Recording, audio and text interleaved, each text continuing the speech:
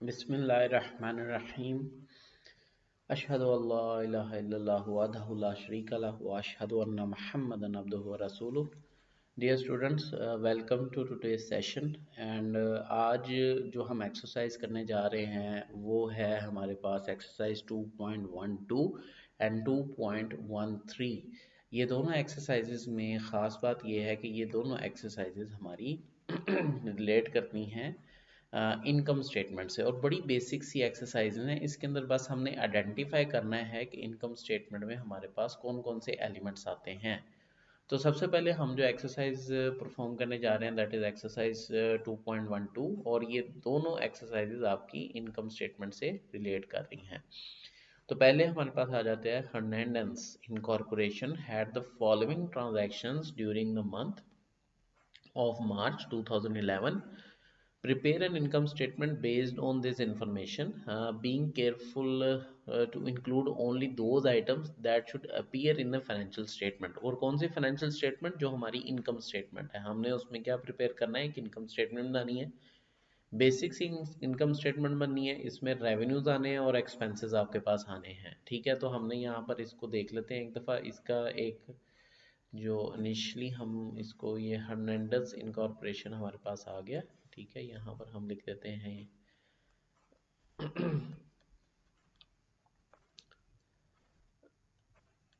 Hernandez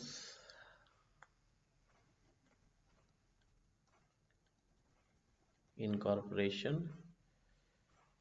statement of comprehensive income भी लिख सकते हैं, और आप इधर इनकम स्टेटमेंट भी लिख लें तो कोई बात नहीं। Income statement for the period of March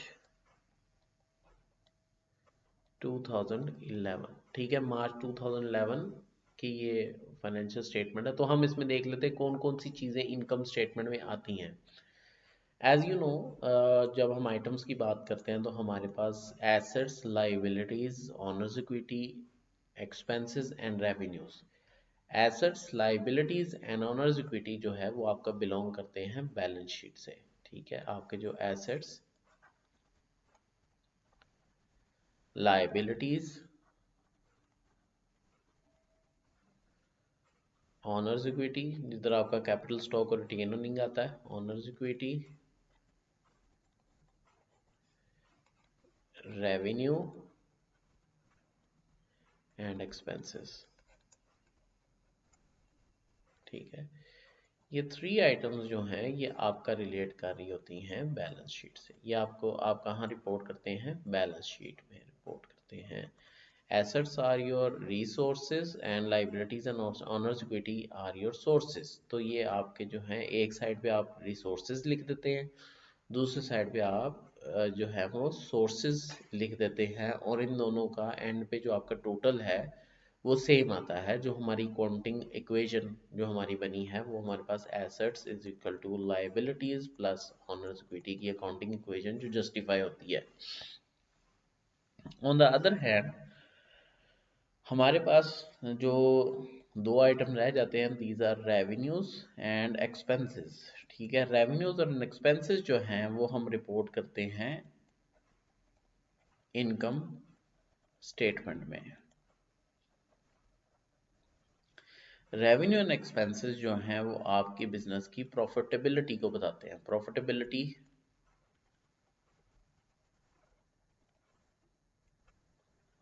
ये कैसे निकलती है? प्रॉफिट जो है वो आपका आता है is equal to revenue minus expenses. ठीक है, अगर रेवेन्यू आपके ज़्यादा हो, उस एक टाइम पीरियड में, एक अकाउंटिंग पीरियड में आपके रेवेन्यू ज़्यादा हो और आपके एक्सपेंसेस कम हो, तो आपका क्या हो जाता है? प्रॉफिट हो जाता है। अगर उसी अकाउंटिंग पीरियड में आपके रेवेन्यू कम हो और एक्सपेंसेस ज़्यादा हो, तो ये प्रॉफिट जो है ये कन्वर्ट हो जाता है लॉस के अंदर। ठीक है, तो इसको हम नेट लॉस का नाम देते हैं। तो ये जो हम डिफरेंस है रेवेन्यू और एक्सपेंसेस का, ये कहाँ शो करते हैं? ये हम शो करते हैं इनकम स्टेटमेंट के अंदर। तो इनकम स्टेटमेंट में हमारे पास रेवेन्यू एंड एक्सपेंसेस ही आने हैं। ठीक है, तो हम यहाँ पर देख लेते हैं। अगर आप यहाँ पर देखेंगे cash receive from bank loan, अब ये बैंक लोन जो है ये एक किस्म की कैश तो हमें आया, कैश इनफ्लो हुआ है। अब ये कैश जो इनफ्लो हुआ है, जो कैश आइटम्स होती हैं वो आपकी कैश फ्लो स्टेटमेंट में जाती हैं। वैसे ही जो कैश है ये आपका एसेट है और बैंक लोन आपकी क्या है? लाइबिलिटी है। और ये जो कैश रिसीव हो रहा है हमें, ये हमारा एक्सपेंस नहीं है, ना ये हमारा रेवेन्यू है, बल्कि जो ये कैश हमें रिसीव हुआ है ये हमारे कैश फ्लो की फाइनेंसिंग एक्टिविटी में जाएगा। ठीक है, फाइनेंसिंग एक्टिविटी से रिलेट कर रहा है हमारी फंडिंग, जहाँ पर आती है हमारी, जो हमने लास्ट लेक्चर में इसके ऊपर स्टेटमेंट ऑफ कैश फ्लो के ऊपर काम किया था। तो ये कहीं से भी एक्सपेंसेस और रेवेन्यू में नहीं जाएगा। ये हमारा सोर्सेज ऑफ फंड है और ये हमें फ्यूचर में बेनिफिट देगा। ये हमारा सोर्स है। वैसे ये लाइबिलिटीज़ में बैंक लोन शो होगा, कैश हमारा एसेट में शो होगा। और अगर इस 10,000 की बात करें तो ये हमारा रेवेन्यू नहीं है, ये फाइनेंसिंग एक्टिविटी में जाएगा। ठीक है, revenue earn and received in cash, ये कैश के अंदर जो रिसीव्ड हुआ है उसके हम बात करेंगे। ये 9,500 हमें रेवेन्यू अर्न एंड रिसीव हुआ है। ये अब आइटम जो है ये हमारी क्या कहलाएगी? दिस इज योर रेवेन्यू, इसको हम कहेंगे रेवेन्यू। ठीक है, क्योंकि ये हमें रेवेन्यू रिसीव है, जो हम काम कर रहे हैं, जो हम बिजनेस कर रहे हैं, उसके अगेंस्ट हमें रेवेन्यू इंक्रीज मिला है। तो ये हमारा क्या है? रेवेन्यू है। उसके बाद dividend of $4,000 were paid to stakeholders. अब डिविडेंड क्या होता है? डिविडेंड आपके कैपिटल स्टॉक में कमी होती है एंड ये इसको हम जो है ये आपका एक्सपेंस नहीं है, इसको आप एक्सपेंस आइटम नहीं कह सकते। एक्सपेंस आइटम जो है वो याद रखिएगा, एक्सपेंस आइटम वो होती है जो उस टाइम पीरियड में रेवेन्यू को जनरेट करने में हेल्प करे। और डिविडेंड जो है वो रेवेन्यू में से दिया जाता है स्टॉक होल्डर्स को। ये हमें रेवेन्यू जनरेट करने में हेल्प नहीं करता। ये क्या करता है? हम शेयर होल्डर्स को उनकी इन्वेस्टमेंट के अगेंस्ट उनको प्रॉफिट दे रहे हैं। तो it has no part in generating a revenue. ठीक है, रेवेन्यू जनरेशन में इनका काम नहीं है। तो ये रेवेन्यू ये एक्सपेंस कंसिडर नहीं होगा। ये हमारा जो है ये आप इसको कह लें कॉन्ट्रा कैपिटल अकाउंट है, जिसको हम कॉन्ट्रा इक्विटी अकाउंट भी कहते हैं। कि ये आपके बिजनेस के अंदर से रिटेन अर्निंग में से निकाल कर, रिटेन अर्निंग में से ये अमाउंट निकाल कर हम शेयर होल्डर्स को दे रहे हैं, अप्रिशिएट कर रहे हैं उनको, उनकी इन्वेस्टमेंट के अगेंस्ट उनको रिटर्न दे रहे हैं। और इसका इसका इसका ताल्लुक उस टाइम पीरियड के रेवेन्यू के साथ नहीं है। ठीक है, तो इस वजह से ये हमारी एक्सपेंस आइटम नहीं कहलाएगी। ठीक है, हालांकि इसकी ट्रीटमेंट जो है वो एक्सपेंस की तरह होती है, लेकिन ये इसकी नेचर जो है वो एक्सपेंस वाली नहीं है। उसके बाद हमारे पास आ जाते हैं एक्सपेंसेस इनकर्ड एंड पेड। ये आपके पास एक्सपेंसेस उसने दे दिए, सिंपल इज दैट। इस तरह ही आपके पास एक रेवेन्यू की आइटम आई है इसमें और एक एक्सपेंस की आइटम आई है। तो आप यहाँ पर इसको सिंपली मेंशन कर देंगे।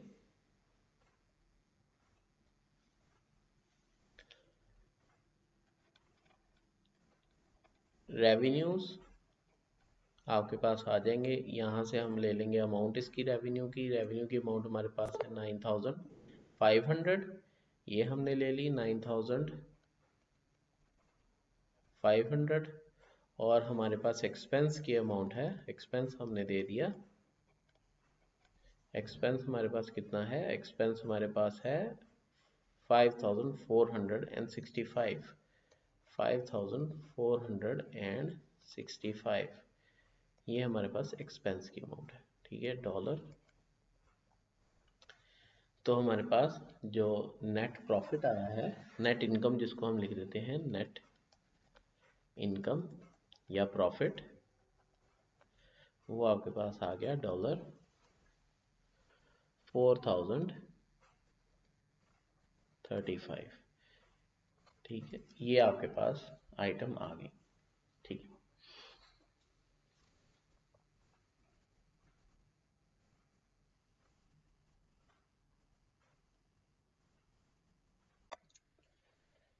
अब हम सेकंड क्वेश्चन की तरफ आएंगे। सेकंड क्वेश्चन जो है ये रिलेट कर रहा है आपका जो 2.13 है। इसमें भी हमने इनकम स्टेटमेंट भी बनानी है, लेकिन इसके अंदर एक पूरी स्टेटमेंट लिखी हुई है, जो कि कुछ आइटम्स हैं जो एंटर की हुई हैं इसके अंदर।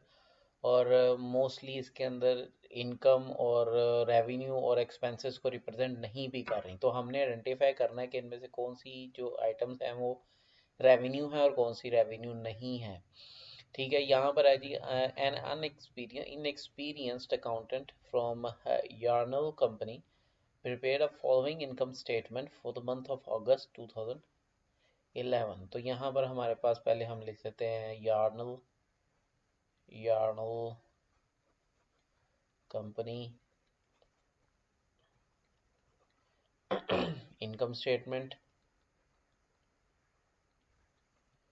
इनकम स्टेटमेंट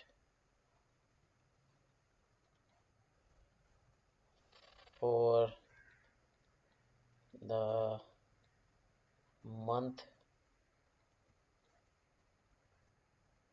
of August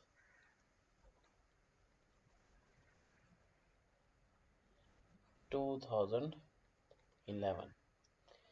अच्छा, अब आपने यहाँ पर देखना है कौन से इसमें आइटम्स रेवेन्यू और एक्सपेंसेस, हमने उसको सही तरह करके लिखना है। यहाँ पे prepare the revised income statement in accordance with the generally accepted accounting principle. तो सबसे पहले हम रेवेन्यूज को चेक कर लेते हैं। रेवेन्यूज में service provided to the customers, basically ये एक बिजनेस है जिसके अंदर सर्विसेज प्रोवाइड की जाती हैं। तो ये जो सर्विसेज कस्टमर को प्रोवाइड की गई हैं उनके अगेंस्ट जो अमाउंट मिली है दैट इज अ रेवेन्यू, तो ये हमारा रेवेन्यू है, डेफिनेटली रेवेन्यू है। इन्वेस्टमेंट बाय स्टॉक होल्डर्स, अब investment by stock holders is not a part of revenue. Investment by stock holders को अगर देखें तो ये आपका जो है कैश फ्लो स्टेटमेंट में आपकी फाइनेंसिंग एक्टिविटी में आ जाता है। ये भी आपका फाइनेंसिंग एक्टिविटी में आ जाता है और इसके दो इफेक्ट होते हैं। एक तो ये जो इन्वेस्टमेंट बाय स्टेक होल्डर से कैपिटल स्टॉक बढ़ता है और कैपिटल स्टॉक आपका बैलेंस शीट में ऑनर्स इक्विटी वाले सेक्शन में जाता है। दूसरा इसका इम्पैक्ट होता है कि इन्वेस्टमेंट जो की जाती है वो आपकी कैश की शक्ल में आपके पास आ जाती है, तो वो भी एसेट है, तो इसका रेवेन्यू से कोई ताल्लुक नहीं है। अगेन लोन फ्रॉम बैंक, ये भी आपका कैश को बढ़ा रहा है, ये आपके बिजनेस की वैल्यू को बढ़ा रहा है, ये भी आपके बिजनेस की वैल्यू को बढ़ा रहा है और ये भी आपके बिजनेस की वैल्यू को बढ़ा रहा है। लेकिन ये जो आपके पास शुरू में आपके पास आइटम है that is services provided to customer, ये बिजनेस करके हमने जो सर्विस बिजनेस की वैल्यू जो बढ़ रही है वो सर्विसेज दे के बिजनेस करके बढ़ रही है। ये जो लोन फ्रॉम बैंक है this is also a financing activity, ठीक है, ये भी एक फाइनेंसिंग एक्टिविटी है और ये भी कैश फ्लो में आपकी जाती है। इसका कोई ताल्लुक नहीं है आपके इनकम स्टेटमेंट से, इससे भी आपका कैश बढ़ता है बिजनेस में और आपकी लाइबिलिटी भी बढ़ती है बिजनेस में। तो ये दोनों आइटम्स जो हैं ये इनकम स्टेटमेंट का पार्ट नहीं है। फिर हम आ जाते हैं एक्सपेंसेस की तरफ। Payment to long term creditors, अब ये एक्सपेंसेस के अंदर नहीं आएगा। दिस इज ऑल्सो जो ये लाइबिलिटीज आप पे कर रहे हो बेसिकली। और लॉन्ग टर्म क्रेडिटर्स की लाइबिलिटी ऐसे क्रेडिटर्स जिनसे हमने पैसे लिए थे उधार के तौर पे for the longer period of time, जो हमारी जो अकाउंटिंग स्टेटमेंट है मोर देन वन अकाउंटिंग पीरियड हमने उनकी अमाउंट यूज़ की है, अब उनकी पेमेंट्स हमने की हैं, जब हम उनके पेमेंट करेंगे तो वो एक्सपेंसेस कंसिडर नहीं होंगी, वो लाइबिलिटीज़ को हम पे कर रहे हैं बेसिकली। ठीक है, तो एक्सपेंसेस जो होते हैं that relate to the single accounting period और वो एक्सपेंसेस ऐसे होते हैं जो रेवेन्यू को जनरेट करने में हेल्प करें। ये जो आपका यहाँ पर पेमेंट जो हो रही है इसको आप एक्सपेंडिचर तो कह सकते हैं, लेकिन ये आपके जो पेमेंट्स हैं ये आपके रेवेन्यू जनरेट करने में हेल्पफुल नहीं हो रहे और ये आपके लॉन्ग टर्म पेमेंट्स हैं, इसको हम एक्सपेंसेस में कंसिडर नहीं करेंगे। मैचिंग प्रिंसिपल हमें ये कहता है कि आपने उस अकाउंटिंग रेवेन्यू वो हैं, आपके एक्सपेंसेस वो हैं जो उस अकाउंटिंग पीरियड के रेवेन्यूज को मीट अप करें, मतलब उस अकाउंटिंग पीरियड के रेवेन्यूज को गेन करने में हेल्प करें।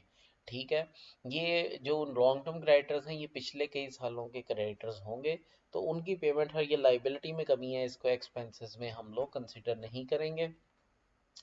Purchase of land, now the land is an asset जो हम परचेज करते हैं, और लैंड जो है बिजनेस को बेनिफिट देती है for the longer period of time, for more than one accounting period.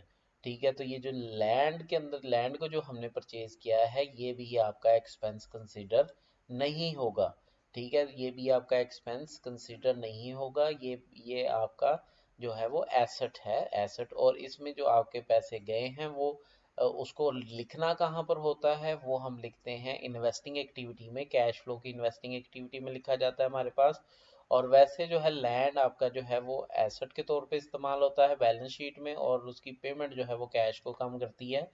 ये जो expenses required to provide services, now this match this is in accordance with the matching principle. ये जो जितने एक्सपेंसेस हैं 7,800, ये ही सिर्फ ऐसे एक्सपेंसेस हैं जो रेवेन्यू को, जो उस टाइम पीरियड के रेवेन्यू को अचीव करने के लिए हमने किए। ठीक है, तो इनको हम एक्सपेंसेस कंसिडर करेंगे वन अकाउंटिंग पीरियड में जो होंगे। तो हमारे पास इसके अंदर भी एक ही चीज़ आई है, एक तरफ हमारे पास रेवेन्यूज आ गए हैं। ठीक है, रेवेन्यूज, रेवेन्यूज किस शक्ल में है, सर्विसेज प्रोवाइडेड टू कस्टमर्स। ठीक है, तो हमारे पास रेवेन्यूज आए हैं, आप इसको मेंशन भी कर सकते हो, services, services provided to customers. ठीक है, ये कितनी अमाउंट है हमारे पास, $15,000 हमारे पास ये अमाउंट है। और हमारे पास जो है एक्सपेंसेस की अगर हम बात करेंगे, ठीक है, तो ऑपरेटिंग एक्सपेंसेस भी इसको कहा जाता है। तो एक्सपेंसेस की अगर हम बात करें तो हमारे पास एक ही एक्सपेंसेस हैं जो हमने किए हैं, expenses required to provide service to customer, expenses, expenses incurred, incurred to provide services to customers। ये हमारे पास आ गए $7,800।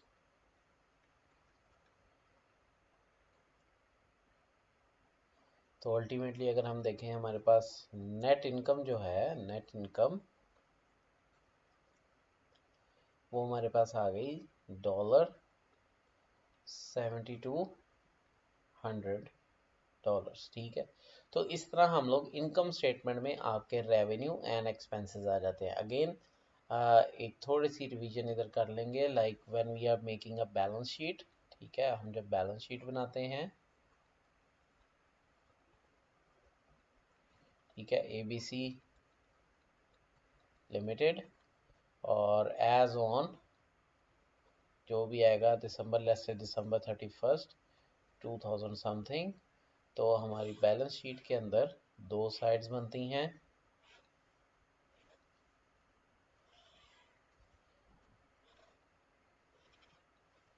ठीक है, एक तरफ आते हैं हमारे पास एसेट्स, दूसरी तरफ आते हैं लाइबिलिटीज एंड ऑनर्स इक्विटी। ठीक है, honours equity,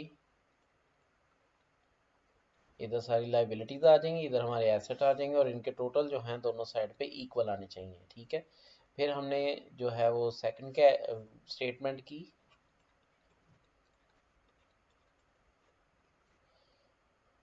statement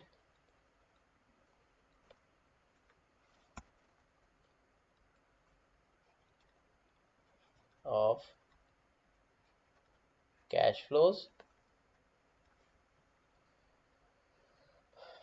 for the period of, मतलब आप इसको कर लें दिसंबर 31st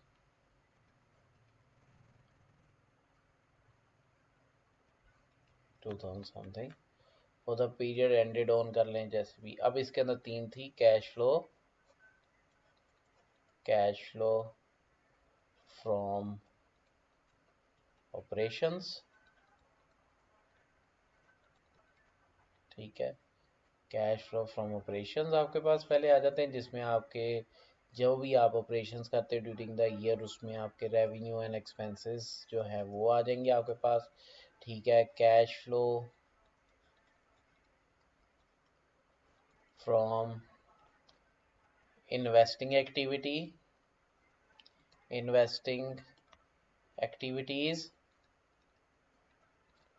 ठीक है, इन्वेस्टिंग एक्टिविटीज।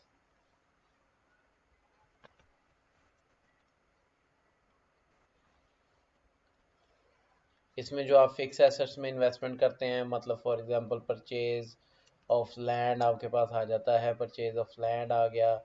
और अगर आप गेन फ्रॉम सेल अगर इसमें करेंगे, फिक्स एसेट को गेन फ्रॉम सेल करेंगे, ठीक है। मशीनरी आ गई इसमें आपके पास जो है बिल्डिंग आ गई है, जितनी आपने इन्वेस्टमेंट की है बिजनेस की एक्सपेंशन के लिए, वो इन्वेस्टिंग एक्टिविटी आ जाएगी। और लास्ट आपके पास आ जाती है cash flow from financing activities.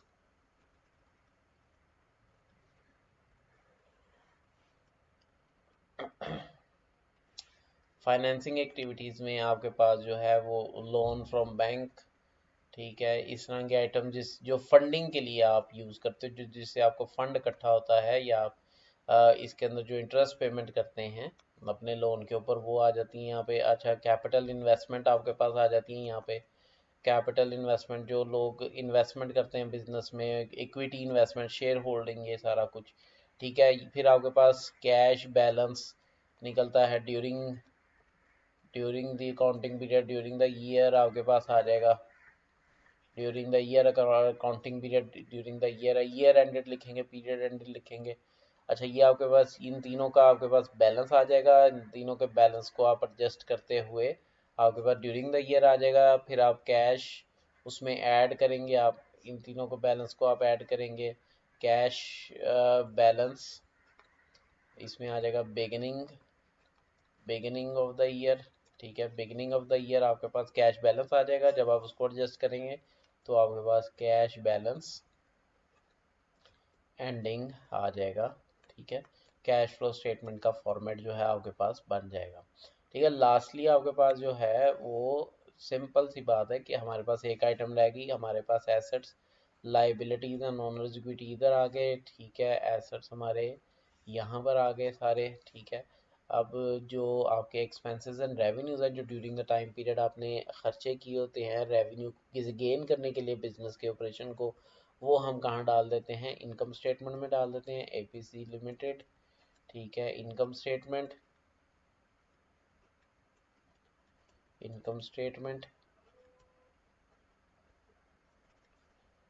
For the period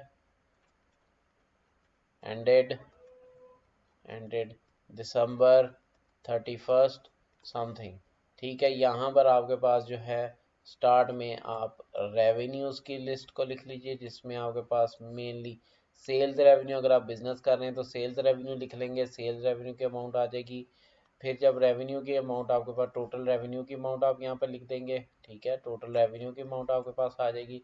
और इधर फिर आपने एक्सपेंसेस, अगर expenses mostly expenses are more than one, तो आप एक्सपेंसेस को इन कॉलम में उसकी लिस्ट बना लेंगे। जैसे इलेक्ट्रिसिटी बिल है, इलेक्ट्रिसिटी इलेक्ट्रिसिटी बिल जो आपने पे किए हैं, ठीक है। रेंट है आपने, ठीक है। इंश्योरेंस है, ठीक है। जो भी एक्सपेंसेस आपने ड्यूरिंग द ईयर पे किए हैं, जो भी खर्चे आपने किए हैं, उन सब की लिस्ट बना लेंगे। उनको टोटल करके आप मेन कॉलम में ले जाएंगे। यहाँ पर रेवेन्यूज़ में से जो टोटल एक्सपेंसेस उनको आपने टोटल रेवेन्यू, ठीक है। टोटल रेवेन्यू में से टोटल एक्सपेंसेस को आप माइनस करेंगे, आपके पास जो है यहाँ पर नेट इनकम आ जाएगा। So this is the process. ये तीन स्टेटमेंट्स है, मेन स्टेटमेंट्स है हमारी, जिनको हम अकाउंटिंग में अपने लिखते हैं। और इनसे हमें काफ़ी ही बेहतरीन इंफॉर्मेशन मिलती है बिज़नेस की स्ट्रेंथ के बारे में, प्रॉफिटेबिलिटी के बारे में और कैश पोजीशन के बारे में, उसकी फाइनेंशियल पोजीशन के बारे में हमें काफ़ी ही इंसाइट्स मिलती हैं जब हम इन स्टेटमेंट्स को किसी भी बिज़नेस के लिए बनाते हैं। ठीक है, आप जो है वो इस यहाँ से आपने जो टेक अवे है वो आपका ये स्टेटमेंट्स आपने समझनी है, और आपको पता होना चाहिए कि बेसिक क्राइटेरिया क्या है कि बैलेंस शीट में हमारी क्या चीज़ें आएंगी, कैश फ्लो स्टेटमेंट में हमारी क्या चीज़ें आएंगी, और इनकम स्टेटमेंट में हमने क्या क्या चीज़ें यहाँ पर मेंशन करनी है। Thank you very much.